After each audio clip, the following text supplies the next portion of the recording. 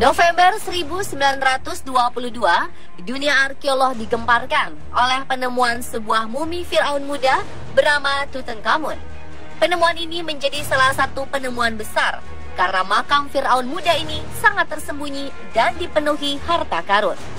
Kisah penggalian makam Tutankhamun semakin terkenal karena kutukan Tutankhamun yang sering juga disebut Raja Tut. Setelah penemuannya, satu persatu tim penggali meninggal dengan alasan yang aneh. Ada apa di balik makam Raja Tutankhamun? Benarkah kutukan itu ada? Bagaimana kehidupan Raja Tut yang hingga kini masih menarik perhatian para peneliti? Pemirsa, inilah misteri series Firaun Tutankhamun bagian pertama.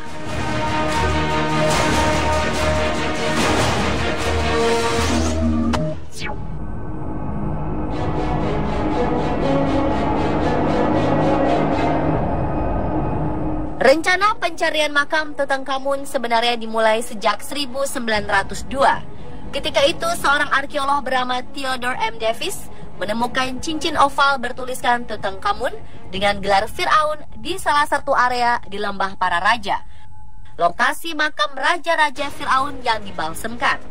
Theodore juga menemukan sebuah kamar dengan potongan batu yang bertuliskan Tutankhamun.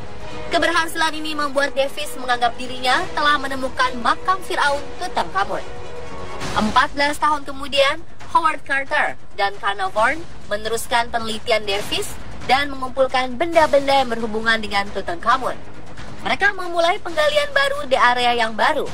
Bertahun-tahun menggali, akhirnya pada 1920, tim penggalian ini menemukan tanda-tanda makam Tutankhamun.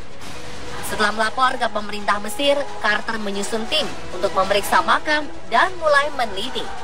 22 Desember 1920, makam ini resmi dibuka untuk pers. Carter dan Carnarvon meneliti makam Tutankhamun hingga tahun 1925. Saat itu, Tutankhamun diperkirakan meninggal di usia antara 18 hingga 22 tahun.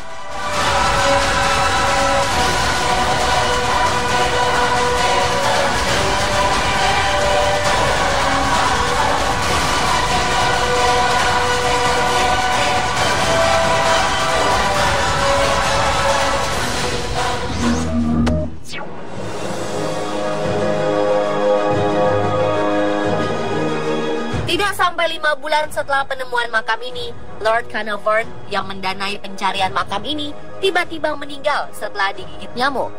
Pada saat pria ini meninggal, seluruh lampu di kota Kairo mati, dan malam harinya anjing Carnarvon pun mati. Kejadian ini memunculkan rumor bahwa makam sang raja dilindungi oleh kutukan yang membuat makam tidak bisa dijarah dan masih utuh. Hal ini diperkuat dengan penemuan di salah satu pintu tempat pemujaan dalam makam bertuliskan hieroglif. Mereka yang memasuki makam suci ini akan lekas dikunjungi oleh sayap-sayap kematian. Bukan hanya Lord Carnarvon, rentetan kematian tidak wajar orang-orang yang hadir pada pembukaan makam pun terjadi. Pangeran Ali Kemal Fahmi ditembak mati istrinya sendiri tahun 1923 setelah mengunjungi makam Raja Tut. Setahun kemudian, Sir Archibald Douglas Reid, ilmuwan yang melakukan penelitian sinar X pertama pada mumi Raja Tut, meninggal karena penyakit misterius. Arthur Mace, salah seorang anggota tim penggalian, meninggal tanpa alasan jelas pada 1928. Pada tahun 1929, sekretaris Howard Carter, Richard Bertel, ditemukan tewas di kamarnya. Selain mereka yang terlibat langsung di makam, ada juga orang-orang yang terkait pada makam dan tim penggali yang meninggal secara misterius. Lady Carnarvon, yang merupakan istri dari Lord Carnarvon, meninggal karena kematian yang tidak jelas.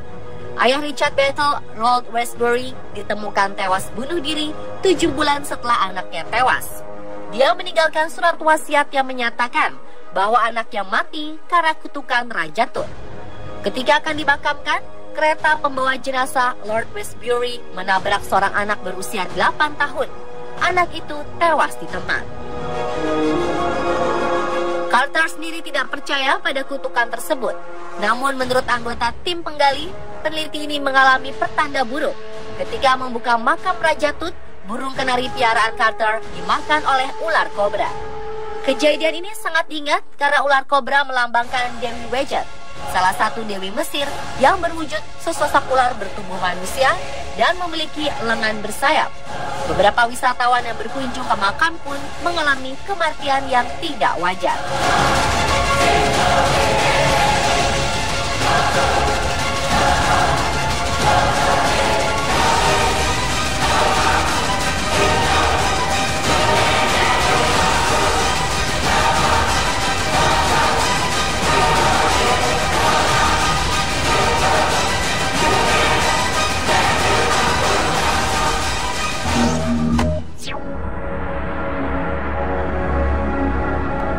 Kematian yang dialami orang-orang yang sudah pernah mendatangi makam Raja Tut ini memang penuh misteri dan dikait-kaitkan dengan kutukan sang raja. Namun ternyata kematian mereka bisa dijelaskan secara ilmiah karena tertutup selama ribuan tahun, dinding makam diselimuti oleh jamur coklat kecil. Bakteri bisa saja hidup di sana. Bakteri seperti Aspergillus niger bisa tumbuh dan berkembang di dalam makam yang hangat. Meski tidak kasat mata, bakteri ini sangat mematikan. Bakteri ini dapat menyerang sistem pernapasan. Inilah satu-satunya makhluk yang dapat bertahan hidup selama 3.000 tahun di makam itu.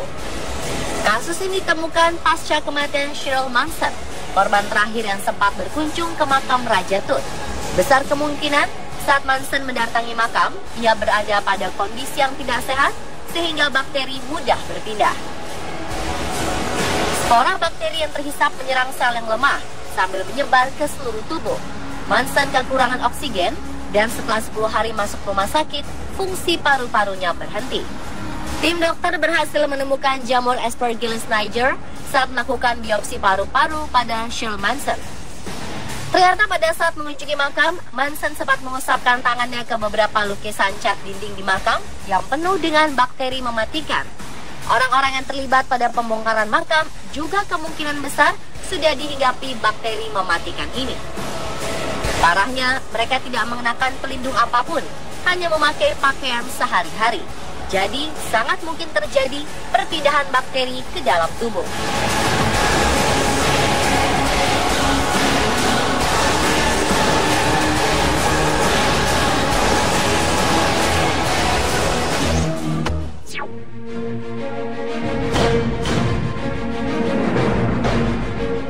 Sebelum penemuan makam Raja Muda Tutankhamun, tidak pernah ada catatan yang ditinggalkan oleh peradaban Mesir tentang kehidupan Raja Muda ini.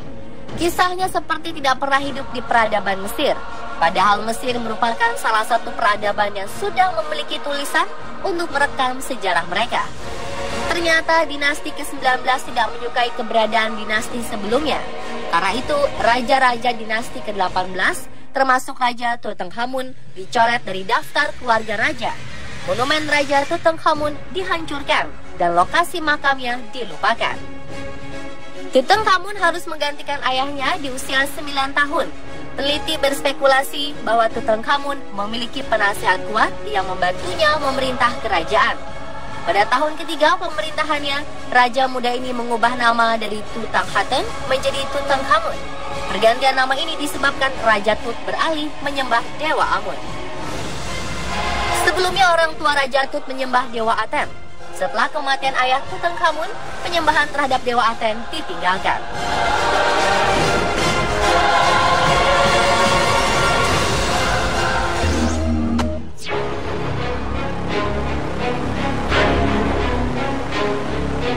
Pada saat ditemukan, makam Raja Tutankhamun dipenuhi harta. Ada 3.000 macam harta karun yang terpendam di ruangan demi ruangan. Meskipun ada penjarahan, tidak seperti makam lain, harta yang tersimpan masih banyak. Mumi Tutankhamun pun masih sempurna. Mumi Firaun Tut sendiri ditemukan bertopeng emas indah. Ternyata kisah hidup Raja Tut ini tidak seindah harta karunnya. Hal mengenaskan apa saja yang dialami Raja Tutankhamun semasa hidupnya? Saksikan kisah selanjutnya besok hanya di On The Spot.